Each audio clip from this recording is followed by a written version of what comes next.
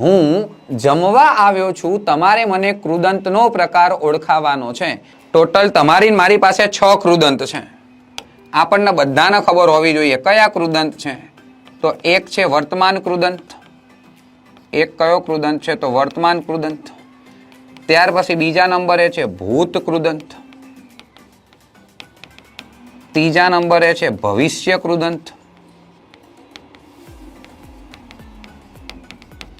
ચોથા નંબરે છે સંબંધક કૃદંત. પાંચમા નંબરે છે વિધ્યર્થ કૃદંત. છઠ્ઠા નંબરે છે હેત્વર્થ કૃદંત. પ્રત્યય યાદ રાખી લેવાના. આમાં પ્રત્યય હોય તો એટલે તોતી તૂતા, આમાં પ્રત્યય હોય ય અને લ, યો યુ ઈ યા લોલી લુલા. ભવિષ્ય કૃદંતમાં પ્રત્યય હોય નાર. સંબંધક કૃદંતમાં પ્રત્યય હોય ઈ અને ઈને, આવા પ્રત્યય હોય આ બે.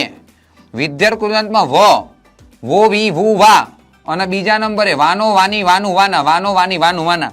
અને હેત્વર્થ કૃદંતમાં વા અને વાને આ પ્રત્યય હોય. પણ એક વસ્તુને ફિટ કરી દો મગજમાં.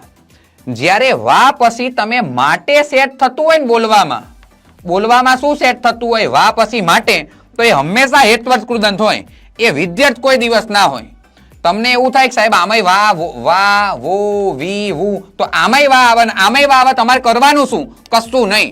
વા આવ્યો, હું જમવા માટે સેટ થઈ ગયું. જો બોલીએ કાંઈક ના બોલીએ કાંઈ માટે વચ્ચે બોલીએ કાંઈ, ભલે લખીને નહીં આપ્યું, પણ હું જમવા માટે આવ્યો છું સેટ થઈ ગયું, તો ટીક કરી દેવાનું કે હેત્વર્થ કૃદંત છે.